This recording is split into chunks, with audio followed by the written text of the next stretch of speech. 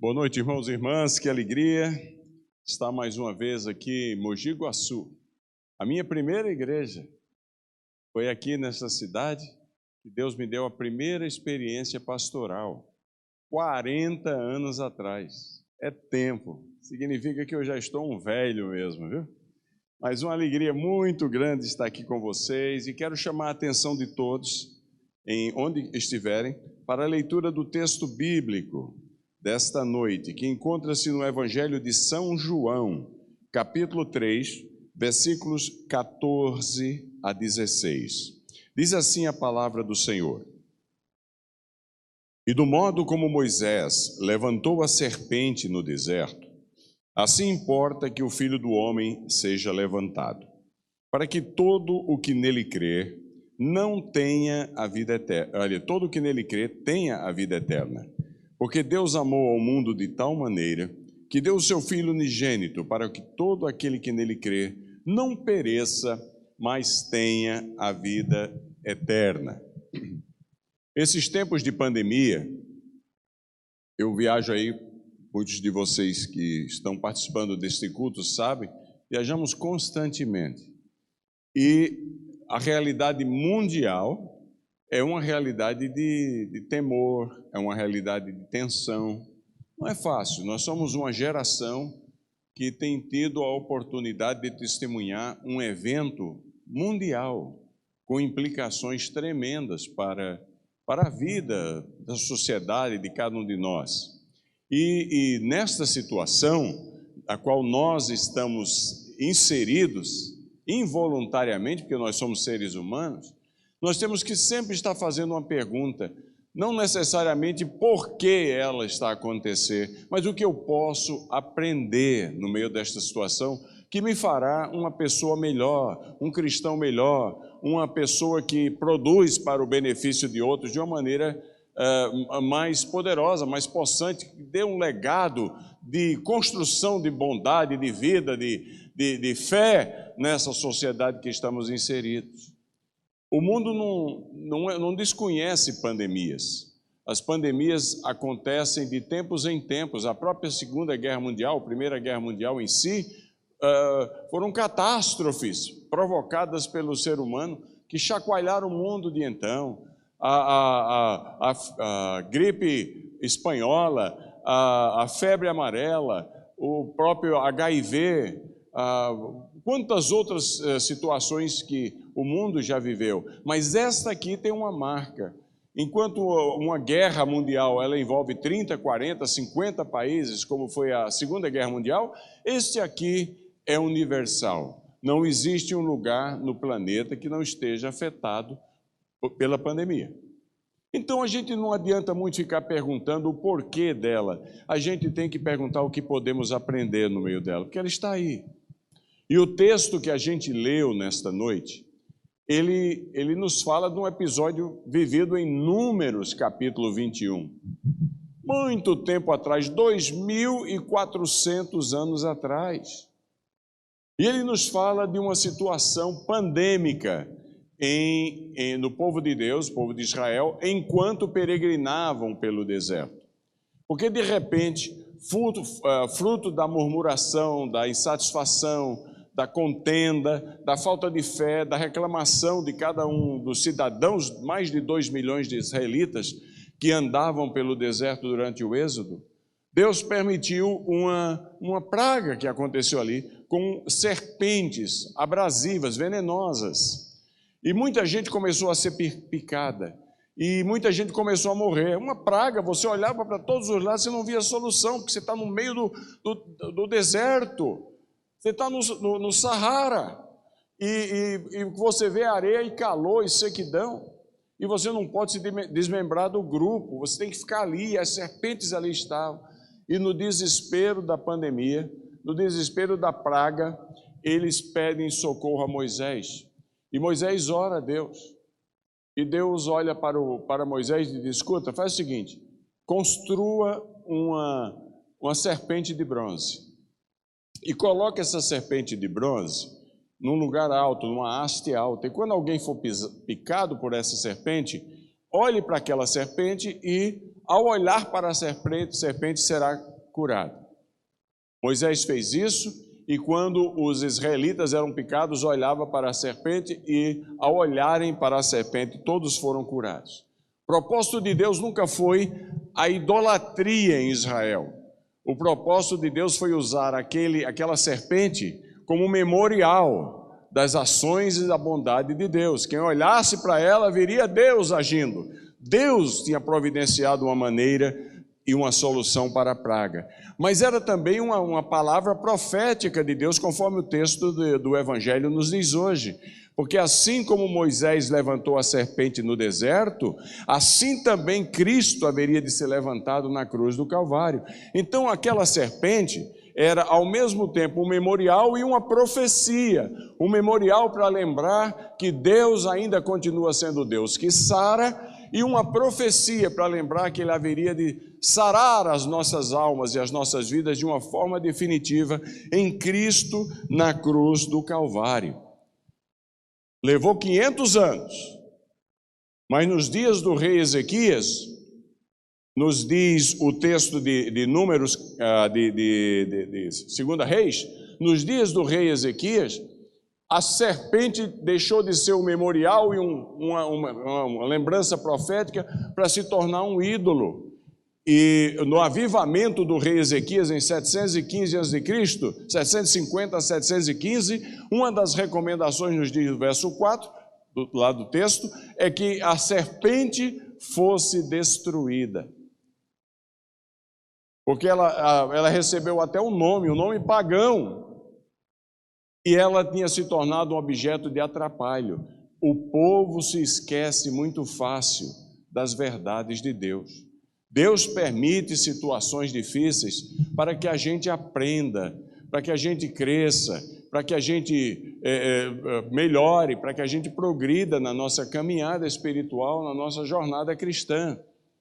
Sempre a igreja tem sido marcada como a comunidade que esquece as coisas muito fáceis.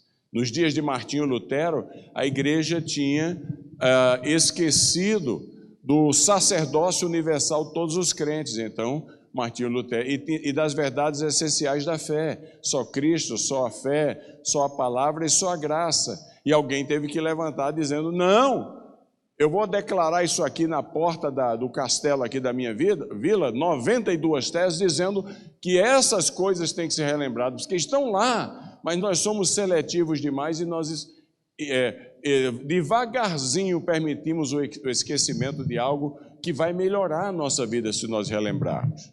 No século XIX, a igreja havia esquecido missões, por exemplo, levar o evangelho ao mundo inteiro. Ao ponto que quando o pai das missões modernas, um inglês chamado William Carey, que era um pastor batista de uma igrejinha pequena de 20 crentes, e tinha dois amigos, um amigo anglicano e um amigo luterano, pastores, e ele foi compartilhar o chamado de Deus para ele ir para a Índia, Calcutá, na Índia, que naquela época estava debaixo do domínio colonialista inglês.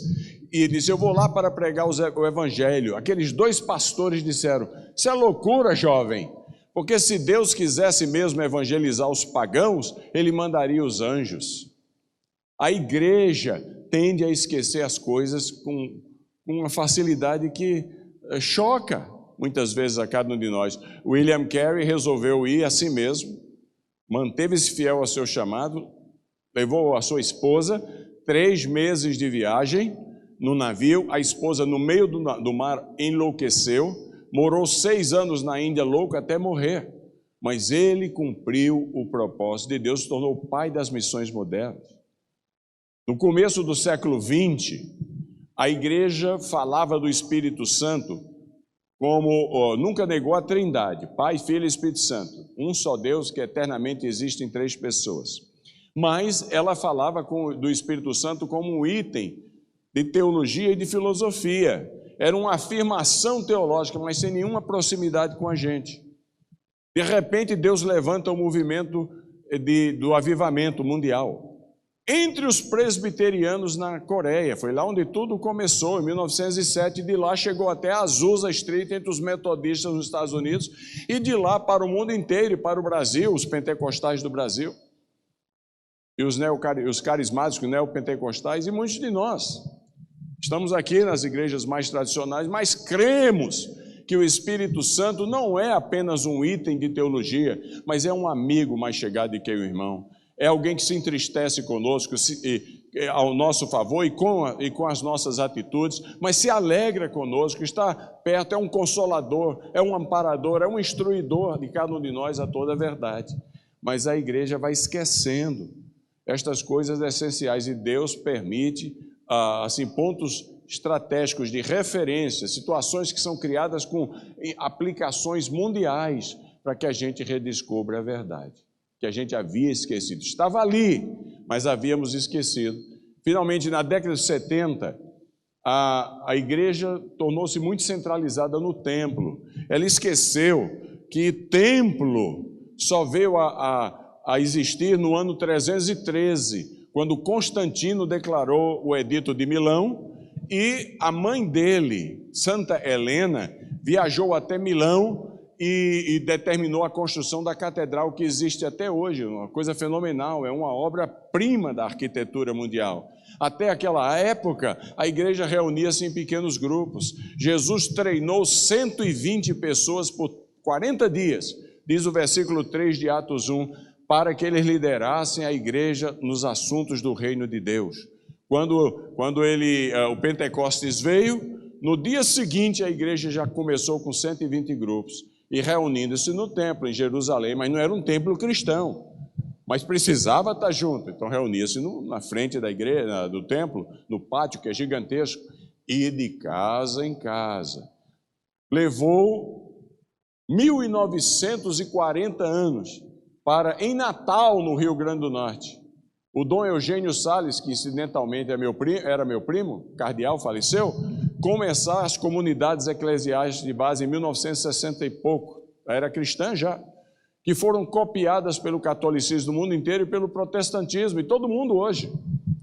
E hoje o movimento Pequenos Grupos, o movimento celular, é um fenômeno mundial. As igrejas estão redescobrindo que elas podem ser igrejas do templo, mas também elas têm que ser de casa em casa.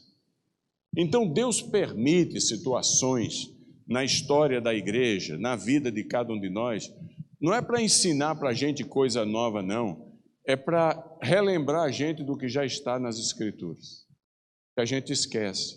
Por isso Provérbios 18:15 diz que o coração do que tem discernimento ganha conhecimento. Porque a gente vai discerniu. E agora vem essa pandemia. E a pandemia que nós estamos vivendo, esse nosso coronavírus, esse inferno. Eu já tive coronavírus, a coisa não é fácil, você treme da cabeça aos pés. E dou para todo lado. A coisa você vê a jurupoca piar, meu amigo, no linguajar do nordestino. E o que é que ela tem a nos ensinar? Porque o vírus está além de nós. É um negócio gigantesco, mundial. É um micro que mexeu no macro do mundo. Mas a gente pode aprender algumas verdades maravilhosas que vão fazer bem a gente. E viajando pelo mundo, a gente tem visto isso. Esses dias atrás eu estava no Quênia, na Uganda, no Egito, em Portugal, agora estou aqui nos Estados Unidos, e assim vamos andando e estou observando, porque eu gosto de observar, estudar, pensar e ver o que Deus está ensinando à igreja. E tem 4 coisas que eu tenho descoberto, olhando para a experiência da igreja no mundo, que inclui Mogi Guaçu, inclui cada um de nós. Eu tenho certeza que nós podemos ter coração de discernimento, coração de sábio, e reaprendê-las uma vez mais. Porque a primeira delas é que a pandemia está levando a igreja a redescobrir uma verdade que ela devagarzinho foi permitindo cair no esquecimento. Que verdade é essa? É a verdade do sacerdócio universal de todos os crentes. E quando a reforma protestante aconteceu, ela teve os 4 pilares teológicos, bíblicos, a redescoberta da fé, da graça de Cristo, só da palavra. Foi uma maravilha, tudo certinho. Mas ela adicionou um ponto que a igreja havia esquecido, que era que todo crente é um pastor. Todo crente é um sacerdote para alguém. Todo crente é responsável por alguém. Toda crente é responsável por alguém. O sacerdócio universal de todos os crentes foi redescoberto. Por isso que a igreja se espalhou tão rápido, porque deu sentido a todos nós. Deu sentido ao nosso propósito. Nós não nos reunimos apenas como comunidade para juntos cultuarmos a Deus. A vida é em cores, é dinâmica. No decorrer dos nossos dias, nós somos chamados a cuidar uns dos outros. São 23 mandamentos de mutualidade do Novo Testamento. Orar uns pelos outros, cuidar uns dos outros, amar uns aos outros, proteger uns aos outros, apoiar uns aos outros. 23 mandamentos de pastoreio no Novo Testamento do povo de Deus. Você tem aqui nesta igreja os pastores, você tem o pastor principal, porque a instituição é o pastor da igreja. Mas no dia a dia da sua vida, que essa pandemia lhe leve você a pastorear o seu vizinho, a cuidar um do outro, a ajudar um ao outro, porque é assim que a igreja se multiplica. Então eu poderia, usando aqui a gramática portuguesa, dizer que a pandemia está tendo a capacidade de mudar o pronome pessoal quando trata a respeito de cada um de nós, da terceira pessoa para a segunda pessoa. O que é que isso quer dizer? Pensando no salmo do discipulador com o discípulo, do crente com o outro que você está querendo alcançar, o amigo, Salmo 23. A gente usa o salmo com toda a propriedade para referir-se a Cristo, e Ele é o bom pastor. O Senhor é o meu pastor, nada me faltará. Mas a gente tem que lembrar que ele foi escrito 1000 anos antes de Cristo. E foi uma ovelha, um discípulo, alguém que estava sendo ajudado por outro, confessando coisas a respeito do seu ajudador. A bênção é que a palavra de Deus e a igreja, no decorrer do tempo, aplica o exemplo maior, por excelência, à pessoa de Cristo. Mas Cristo só veio 1000 anos depois. É a confissão de uma ovelha, de uma pessoa que está sendo ajudada em relação ao seu ajudador. É o sacerdócio universal de todos os crentes. E é interessante que os versículos 1 e 2 do Salmo 23 usa o pronome na terceira pessoa nos tempos da tranquilidade, porque quando tudo vai bem, a gente fala a respeito de quem ajuda a gente. Olha, ali vai meu ajudador, nada me faltará. Eu estava meio perdido, ele veio, me ajudou e ele me liga, me leva pelos caminhos da justiça por amor do seu nome. Quando tudo vai bem na vida de cada um de nós, a gente gosta de falar do outro que nos ajuda. Mas o problema é que vem o coronavírus, cara. Ele é de lascar. E quando o coronavírus chega, a gente não precisa falar de alguém, a gente precisa falar com alguém. E os 4 maiores problemas do coronavírus no mundo inteiro são descritos nos versos 3, 4 e 5 do Salmo 23. Que lá diz, ainda que eu ande pelo vale da sombra da morte, então o medo de morrer, está uma coisa terrível. Um cara hoje ousar dar um espirro perto de outro, ele leva um murro na hora. Está assim, cara. Eu estava lá no Cairo, no 15º andar do hotel de 16 andares, na beira do Nilo. O hotel tem um elevador, parece elevador de Santa Casa, cabe 10 macas dentro dele, um gigantesco. E eu apertei que eu queria ir para tomar o café lá embaixo, 15º andar. E o elevador parou, abriu, naquele monstro que cabia no mínimo 20 pessoas, tinha um homem. Quando eu fui entrando, ele falou, desculpa, já está lotado. Já está lotado. O medo está demais, o medo, o pavor. A coisa tremenda, o vale da sombra da morte. O vale da sombra da morte não é o vale da morte, é o vale da sombra da morte, da possibilidade, onde as ovelhas passavam e depois das enxurradas e formava na areia do deserto do Saara, levava aquela areia, a enxurrada é muito forte até os dias de hoje, isso acontece até hoje, e as paredes eram criadas no novo vale, e ali ficavam os predadores, os lobos e os assaltantes. E era um vale de perigo. Hoje, esse é um dos maiores problemas do coronavírus. É o medo da morte. E quando as pessoas estão desesperadas, como estão com medo da morte, o que elas precisam não é de falar de alguém, elas precisam falar com alguém. Por isso que o pronome muda da terceira pessoa para a segunda. Não é mais ele é o meu pastor, ele é o meu ajudador. Quando eu estou no vale da sombra da morte, tu estás comigo. Quando a gente está passando por tensão, meu amigo, eu já passei por um medo numa noite. Eu tomei um susto tão bravo que eu nunca corri tão rápido na minha vida, no interior, na zona rural do município de Atibaia. Sozinho naquela escuridão, deu um pipoco, até hoje não sei o que foi. Eu ganharia o prêmio olímpico de tanta correria que eu tive ali, morrendo de medo. O medo é um negócio terrível. É terrível, todos nós passamos por ele. Mas quando a gente precisa dele, a gente tem que aprender que Deus permitiu um ao outro ajudar e ao seu companheiro dizer, ser forte. Outra situação do coronavírus, parece que o Salmo 23 foi escrito para você que está me ouvindo aí e para mim, que eu passo por isso também, cara. Não é fácil não. E o texto diz lá, a tua vara e o teu cajado me consolam. Isso vara e cajado tem a ver com disciplina, correção de erro, de rumo, de pecado. Você já imaginou que uma das coisas, a consulta aos sites pornográficos, no mundo todo, incluindo o Brasil, durante esse último ano aumentou 750%? 750%, e você vai achar que é só ímpio que está checando mulher nua e homem nu? É muito do nosso povo sucumbindo às tentações, à lascívia, às impurezas, deturpando sua mente, tirando do propósito da santidade, da beleza de uma vida de relacionamento sexual bonita, equilibrada, prazerosa, mas com a pessoa que Deus lhe deu, ou que vai lhe dar, e aí ela fica se alimentando com falsidades por aí afora, 750%.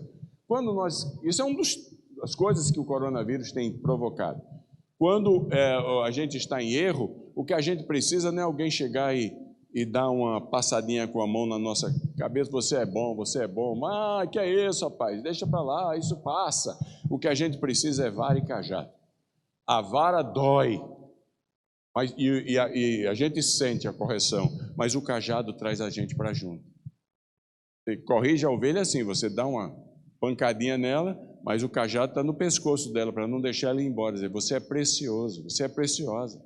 É no relacionamento sacerdotal do crente com a outra pessoa que você, com sabedoria, sem palavras condenatórias, você no meio do coronavírus, você diz, a vara e o cajado precisam consolar você para ganhar você. Aí, a terceira situação do vírus que aparece ali, dá sentido à nossa vida, é preparar uma mesa na presença dos meus adversários. Isso é uma linguagem de reconciliação, é a mesa da reconciliação.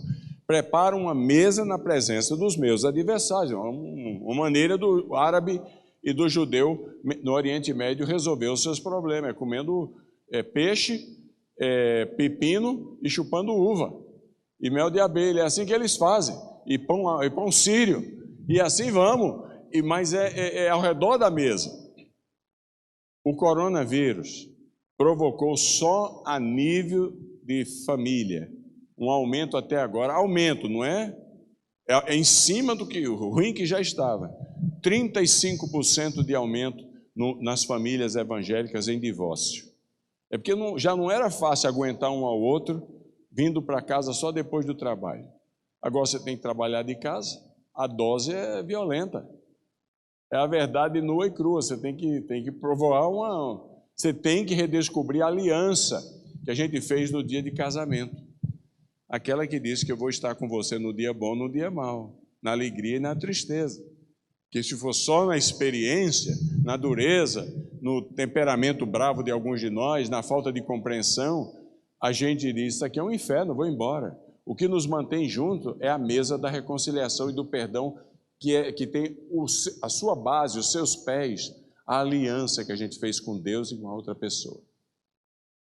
Então, casamentos estáveis da igreja de Mogi Guaçu, essa é a sua hora de ajudar os casamentos não estáveis.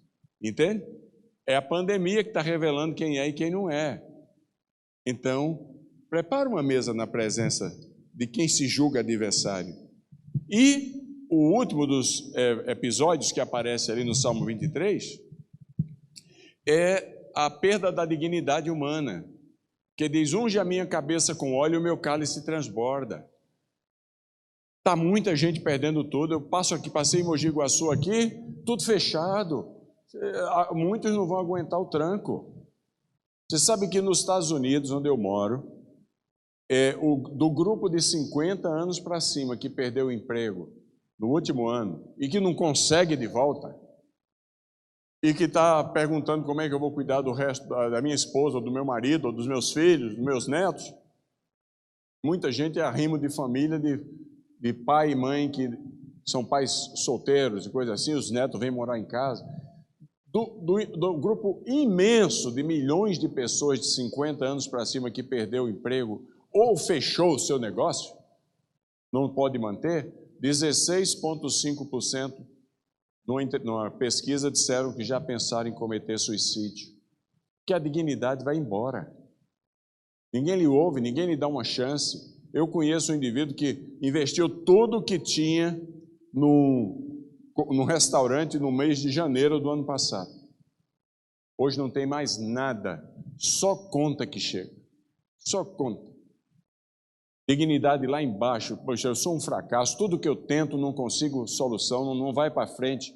Nessa hora, o que precisa é de esse seu amigo, você conhece que está assim, o que ele precisa é de você, ele precisa do pronome na segunda pessoa. Unges-me a minha cabeça com óleo e o meu cálice transborda. Ungir a cabeça com óleo é uma linguagem também medieval que é usada para a restituição da dignidade. Vai lá, trata a pessoa como um ser humano maravilhoso, dá uma palavra de incentivo, faz alguma coisa para ajudar. É o positivo da ajuda que joga fora o negativo da reclamação e do desespero. Então, essa é a primeira das verdades. Eu vou ter que acelerar aqui, porque, não sei, pastor, manda ver? Sapeca aí, toma, não tem fantástico hoje. Então, essa é a primeira realidade. A mudança no pronome, que tem a ver com você. A igreja, quando eu digo igreja, estou dizendo os crentes da igreja, que descobrem esse privilégio, a vida fica colorida para cada um de nós, porque é muito melhor dar do que receber, é muito melhor ajudar do que ser ajudado. É assim, é o propósito de Deus para a nossa vida. Não se pode esconder uma cidade edificada sobre o monte, e não se põe uma candeia, uma coberta numa lâmpada, para que não ilumine a noite de Jesus. Assim brilhe a vossa luz diante dos homens, para que vejam as vossas boas obras e glorifiquem ao vosso Pai que está nos céus. Aleluia.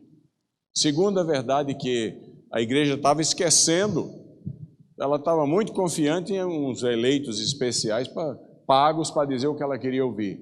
Agora ela tem que tratar em família e ao redor de sua casa, sendo pastor de Deus para aquele grupo. Segunda coisa, houve uma mudança no advérbio. Porque se a primeira for o pronome, agora é o advérbio. Porque até a pandemia, uma das coisas mais maravilhosas é você ter um templo bonito como esse aqui. Vamos falar a verdade, não é? Eu estive ontem com 75 angolanos num boteco numa favela de São Paulo. Vamos começar uma igreja lá. Olha, era fedor, porque é barra pesada. O local chama Invasão, imagina. Então, e é ali, você diz: meu Deus, está na hora de terminar. E porque o coronavírus estava dando risada à toa ali. E agora você chega num espaço deste aqui, que coisa maravilhosa. É muito bom ter o templo, porque as pessoas que olham os crentes aí fora, não chamam os crentes de igreja, eles chamam a igreja de igreja. O crente sozinho não é a igreja, ele é parte do corpo. Eu nunca vi ninguém me chamar: ei, igreja, venha cá. Eles me chamam de Elias, sabem que eu sou pastor de uma igreja. Quando eles passam na frente da igreja, falam: olha a igreja dele. Então é muito bom ter o templo. E um templo confortável, se for possível. Mas o problema é que até a pandemia, a grandíssima maioria das igrejas era a igreja do aqui, para usar o advérbio, era a igreja só do templo. E aí a pandemia veio. E o que faz quando o governo manda fechar? Aí você não tem a igreja do aqui. Aí muitas igrejas tinham esquecido que a igreja não é só do do templo, ela é de casa em casa. Ela organiza-se em grupos. Chega uma hora que não dá para ter pastorado na igreja efetivo se você não dividir esses grupos todos debaixo de uma mesma visão e um objetivo e cuidar deles. E aí a igreja, muitas das igrejas se organizaram como igreja do aqui, o templo. Então, se o governador de São Paulo diz só pode abrir para 10, é 10 que nós vamos ter lá. Porque o fogo do altar não pode apagar. Se pode 2, é 2 que nós vamos ter lá, e é por hora, então a igreja está aberta a quem quiser orar. 2 pessoas que venham toda hora, não pode. A igreja no Egito, eu estive lá em fevereiro, sem o governo exigir nem nada, as 300 igrejas presbiterianas resolveram fechar. E a mesquita aberta. E eu falei para a liderança da Igreja Nacional lá numa conversa, falei, vocês estão loucos, acovardados. Vocês não podem ser indivíduos imprudentes. Mas por que uma mesquita está aberta e vocês estão fechados? O que é que vocês estão comunicando à cidade? Abre o fogo do altar uma vez mais.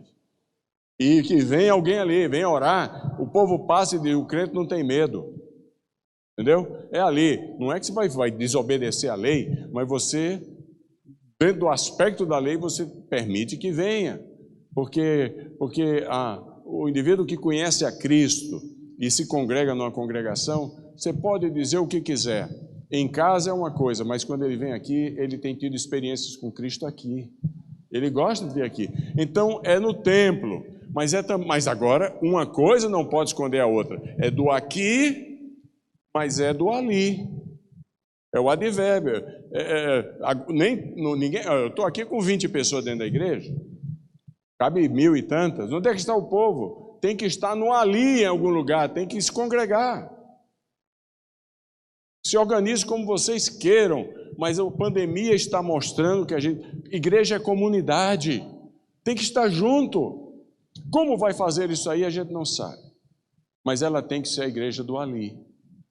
E a grande verdade é que, agora lembra bem, Jerusalém, Judéia e Samaria. Jerusalém é o centro da Judéia.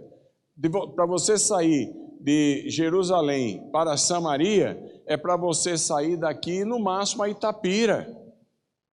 É tudo na periferia. A igreja se reunia no centro de Jerusalém e reunia-se na periferia, nos seus pequenos grupos. Ela foi esquecendo isso e ficando só no lugar onde é destinado a uma grande celebração, mas não é destinado a profunda comunhão uns com os outros, porque não tem jeito. Agora, a pandemia está levando a igreja a descobrir uma outra realidade, que dá para ser não só a do aqui e a do ali, mas dá para ser a do acolá. Porque no seu celular, Japão está na mesma tela que você está. Então, pela primeira vez na história da igreja, por causa da tecnologia, a igreja consegue ser uma igreja da grande comissão de fato. Ela consegue ser uma igreja do Jerusalém, Judéia e Samaria dos confins da terra. Se você for na internet, falar alguma coisa, 1 minuto depois, alguém lá do outro lado do mundo vai dizer, gostei, gostei. Você está alcançando o mundo inteiro. Mudou o advérbio. Quem sabe foi para isto que Deus está permitindo a igreja fazer esse discernimento. A igreja do aqui, do ali e do acolá. Essa é uma coisa maravilhosa, porque qualquer um de nós pode, a comunidade como um todo tem esse privilégio, mas qualquer um de nós pode alcançar os outros hoje em dia. É só você ter boa vontade. Terceiro, houve uma mudança. Vamos seguir no português? Maravilha. Houve uma mudança da preposição. O mundo inteiro. Porque a igreja, com toda a propriedade, gosta de se chamar da igreja de um lugar. Por exemplo, é a igreja presbiteriana de Mogi Guaçu. Isso é muito importante, significa que ela marcou presença aqui. Ela está aqui. Esse é o campo primário missionário dela, mas muito frequentemente se torna um único campo dela. E quando você usa uma preposição com toques de posse como este, o outro lado da moeda é verdade. Se eu sou a igreja presbiteriana de Mogi Guaçu, significa que Mogi Guaçu é meu campo ministerial primário, mas significa que eu sou propriedade do município de Mogi Guaçu. Mogi Guaçu me possui. Me possui. E a economia, a pandemia aconteceu aí, você está vendo isso aí, cadê o povo daqui? Ele sabe por que o povo não está aqui? É porque Mogi Guaçu possui a gente. Eles decretaram o fechamento da igreja. Como a gente é uma igreja da cidade, a gente tem que se submeter. Está lendo comigo? Está seguindo comigo? A pandemia está, pelo menos a nível conceitual, filosófico, e, em certo sentido, sociológico e teológico, está levando a gente a lembrar uma coisa que a gente havia esquecido, que o de Mogi Guaçu é temporal, é um evento. A gente está aqui, é uma situação. O que é permanente no nosso DNA é que a gente é a igreja presbiteriana em Mogi Guaçu. A preposição mudou de para em, porque em dá a ideia de processo. Mogi Mirim abriu, já plantamos igreja lá. Se abrir aqui na região, onde Deus mandar, nós estamos lá, porque nós somos uma igreja de um movimento, não a igreja de uma propriedade sem ninguém. Por um lado, até bom. Na China, o que o governo fica pensando que eles têm controle sobre a gente. E o que o governo controla é aquela porta. Ele pode mandar a polícia e mandar fechar, mas ele não controla os nossos corações e as nossas mentes. Isso ele não entra. Está na China. A igreja estava... Eu preguei num templo na China para 36 mil pessoas. O que é que vocês acham? Igreja Aleluia, em Harbin. A igreja estava feliz da vida, porque agora os templos dela fazem inveja em qualquer lugar do mundo. Entrou esse novo presidente do Partido Comunista, que agora é perpétuo, né, até morrer, conseguiu passar isso lá 3 anos atrás. Primeira coisa que ele fez foi determinar retirada da cruz de todos os púlpitos e colocação da foto dele lá. A igreja. Segundo, 2.500 igrejas ou foram destruídas ou fechadas.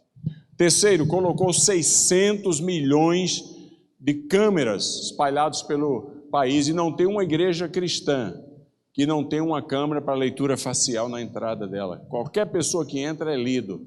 Quarto, em setembro de 2019, proibiu as famílias de trazerem à igreja qualquer pessoa de 18 anos para baixo. Porque ele sabe que 18 anos para cima já a cabeça está feita. 18 anos para baixo é uma geração para ser formada. Eles não querem que a religião, no caso o cristianismo, que é a maior religião do país depois do budismo folclórico, nominal, domine. E agora, recentemente, ele proibiu reuniões de mais de 4 pessoas que não sejam da família na casa, e se um pai ou uma mãe resolver trazer o seu filho, criança, ou jovem adolescente à igreja, perderá direito à aposentadoria e tratamento de saúde. Coisa feia. A igreja foi deixando as células que a tornaram grande e poderosas. Foi o movimento dos pequenos grupos, diante da perseguição. Ninguém segurava a igreja, que era um fogo que alastrava-se por tudo. Eu mesmo me encontrei com o Dr. King, que é a equipe dele, que é em Shanghai, que é um dos líderes do movimento celular urbano na China, com 10 milhões de membros. E a igreja foi ficando acostumada de ser a igreja da cidade, que é bonito, o templo é lindo, cada um é maravilhoso, não tem nada de errado, mas aí a cidade e o partido controlou a igreja. Meu amigo, pastor Kong, em Singapura, que é chinês e pastor batista de uma grande igreja em Singapura, me disse: Elias, depois que a pandemia começou e depois que o governo baixou essas leis ameaçando a família de perder os benefícios sociais e proibindo qualquer reunião em qualquer canto com mais de 4 pessoas que não sejam membros da família, e proibindo trazer os jovens e adolescentes à igreja, com toda a opressão e a pandemia em cima, o movimento de jovens e adolescentes de pequenos grupos ou celular cresceu em um ano 315%. É uma coisa fenomenal, porque o governo pensa que a gente é prédio. Deixa eles pensando. Nós somos o povo de Cristo, o corpo de Cristo. A igreja é igual a massa de pão. Quanto mais você bate, mais ela cresce. Você quer ver a igreja crescer? Dá umas pancadas nela. Quanto mais você amassa, mais bate, mais ela cresce. Diocleciano cancelou o circo romano em cima dos cristãos, porque quando ele mandou as feras virem, no segunda metade do segundo século, para devorarem os cristãos, solta as feras. Em vez dos cristãos saírem correndo no circo romano para fugir das feras, eles saíram correndo para as feras. E eram comidos abraçados às feras, ou se ajoelhavam na frente dela. De repente, a multidão começou a gritar: graça, graça, perdão, perdão. Ele olhou para todos os lados, inclusive a sua guarda pretoriana, gritando perdão para eles, e ele determinou que as feras voltassem para a jaula, e nunca mais se matou um cristão no circo romano. Os caras pensam que controla a gente pelo medo, ninguém controla a igreja. A única pessoa que controla a igreja chama-se Jesus Cristo. A igreja é indomável, é indomável. Nós seguimos o capitão, aquele que quando abre a porta ninguém fecha, quando fecha ninguém abre. Nós seguimos aquele que é o Rei dos Reis, o Senhor dos Senhores, o Deus forte, o corajoso na batalha, a raiz de Davi, a rosa de Saron. Nós seguimos aquele que é o Emanuel, o Deus forte, Deus conosco, o Senhor, o vitorioso, o triunfante na batalha. Nós seguimos Jesus, e a porta que ele abrir, ninguém fecha. Aquele fechar, não tente abrir, que não consegue. É isto. Quando a polícia chegou para Salah, lá na Algéria, e disse: hoje é o último dia, país muçulmano. Salah é um pastor convertido do Islã, que tem 1.200 convertidos do Islã na igreja dele. E chegou para lá e falou: hoje é o seu último culto aqui. Ele falou: você não é mais permitido funcionar. Não é permitido ter igreja cristã aqui. 1.200 pessoas. Falou: quarta-feira a gente vem fechar a igreja. Aí o Salah respondeu para o policial: eu tenho vídeo. Pode vir, é o dia da nossa reunião de oração. Estaremos lhe esperando aqui. Na quarta-feira a igreja estava empenhada de gente, porque crente gosta de tensão. E lotou a igreja. Não faltou ninguém, viu? Até quem estava enfermo deu um jeito de estar lá. A polícia já chegou batendo, quebrando todo mundo. Deu uma surra no Salah. Santo de Deus. Fechou, lacrou tudo. Ele foi nos degraus da igreja, olhou para os policiais e nas câmaras de televisão do mundo inteiro, ele gritou: vocês podem fechar o templo, mas vocês não podem lacrar nossos corações. Esse não. Essa é a grande verdade, irmão e irmã.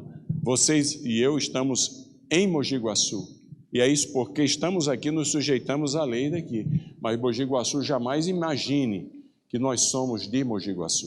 Mogi Guaçu não nos controla, nós somos de Cristo, nós somos de Jesus. Nós andamos nas pegadas daquele que é o vencedor, ao que está assentado no trono e ao Cordeiro, seja todo louvor, toda glória, toda honra pelos séculos dos séculos. Seguimos aquele que venceu, louvado seja o nome do Senhor. Por fim, espero, pastor, que não passou o tempo demais não. Vem a quarta lição que a gente aprende na pandemia. É uma mudança no adjetivo. Olha só, hein? Que o adjetivo, na língua portuguesa, é aquilo que altera o substantivo. Homem bonito. Então você está alterando, você está dizendo que aquele ser humano não é só um homem. Ele é um homem bonito. Mulher formosa. Você está dizendo que ela não é uma bruxa. Ela é formosa. Você está entendendo? Essa é a função. Até a pandemia, a igreja, devagarzinho, foi esquecendo o seu DNA. O DNA da igreja é o DNA do povo missionário de Deus. Deus poderia alcançar o mundo com a mula de Balaão, não poderia? Sim ou não? Deus poderia alcançar o mundo com uma legião de anjos vindo pregar o evangelho? Claro. Deus poderia mandar as pedras clamarem ou não? Claro, Deus é Deus, Ele faz o que Ele quiser. Mas na sua sabedoria, Ele escolheu você. Você. Mas a gente gosta de delegar para os outros pela lei do menor esforço. E com o passar do tempo, a gente escuta falar, minha igreja é missionária. Quando você procura saber o que é que eles querem dizer com isso, estão dizendo que a igreja tem um orçamento bom, separou uma boa quantidade de dinheiro para mandar um cheque para alguém. Então ela deveria se chamar, minha igreja é um banco de missões. É um banco missionário, que tem que ter, porque tem gente que está onde eu não posso ir.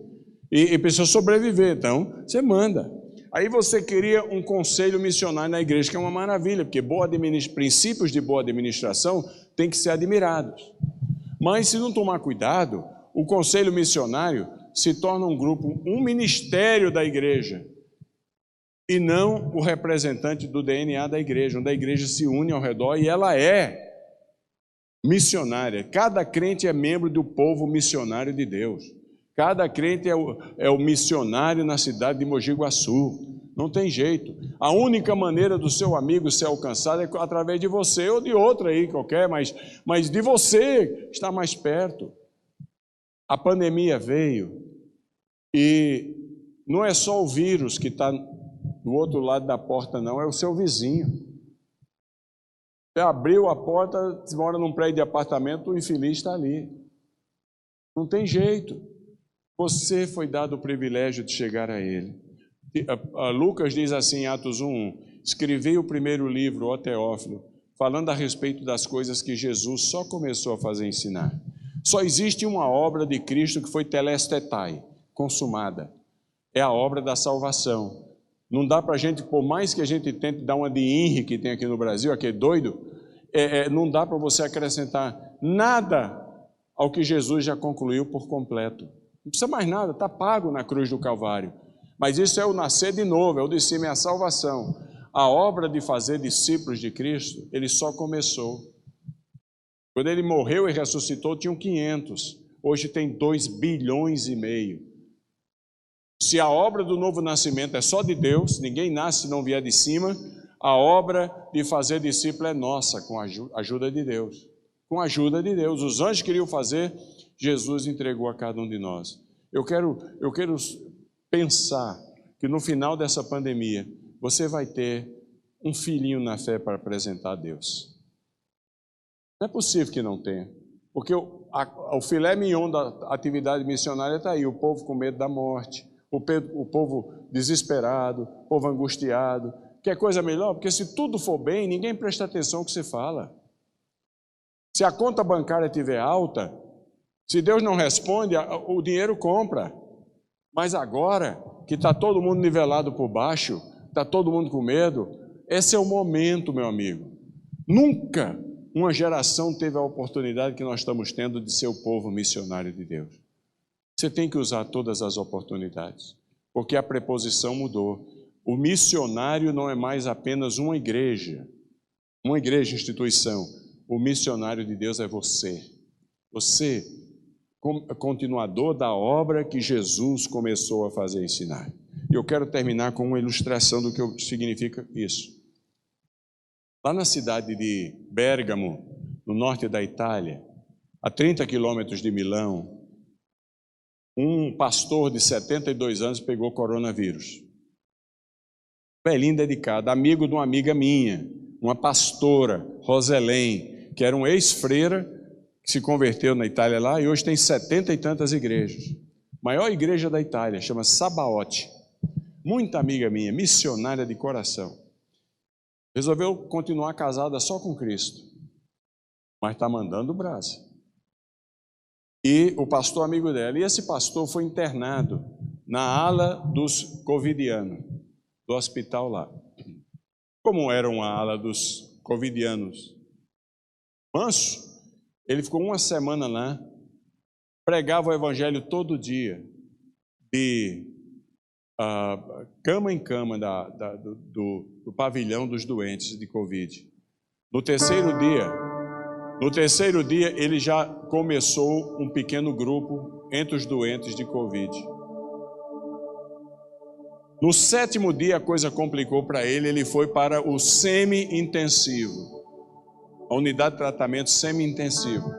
Ficou lá, já não podia circular, mas como era no começo da pandemia na Itália, assim de médico e enfermeiro, ninguém estava exausto ainda, passando naquela região que foi o epicentro da primeira onda na Itália. No 2º dia dos 6 dias que ele ficou lá, já tinha começado um pequeno grupo entre os médicos, enfermeiros e enfermeiras dali. A coisa complicou e ele foi para intubação e morreu 4 dias depois. No enterro dele, só puderam ir 10 pessoas. Uma delas era um representante do corpo médico do hospital. E foi a pastora Roseli que fez o enterro dele. Terminou o enterro, o médico, ela ia saindo, o médico, ela contou para mim, o médico falou: pastora, eu tenho algo que eu gostaria de dizer a respeito deste homem. Posso? Ela falou: pode. Então eu vou falar para a senhora. Pastora, as palavras e as orações deste homem não mudaram a sorte dele. Ele morreu, mas transformaram a minha vida. Transformaram a minha vida. Amigo, amiga, viver e morrer. Se vivemos para o Senhor, morremos. Se morremos para o Senhor, morremos. Quer vivendo ou quer morrendo, somos do Senhor. Temos que ter uma atitude diferente. Eu tive o ano passado amnésia, retiraram a minha próstata, estou usando fralda, agora vou usar até morrer. Ando com uma sacolinha com fralda e tampão na minha mala. Que maravilha! Quando eu passo no cemitério, eu digo: que coisa linda, porque está cheio de gente lá que daria tudo para ter uma fralda, não pode mais, estou vivo. Vida e morte. Aí teve em seguida Covid, a chapa foi completa, é uma maravilha, estou vivo. Ninguém pode acrescentar um côvado à sua altura, nem um dia ao curso da sua vida. A única coisa que você pode acrescentar na sua vida é a qualidade da sua vida e da sua morte. Que o resto está nos planos de Deus. O tempo de validade seu e meu está marcado. Agora, como vou morrer, qualidade de vida até o final é sua alimentação, seu exercício, seus cuidados, etc.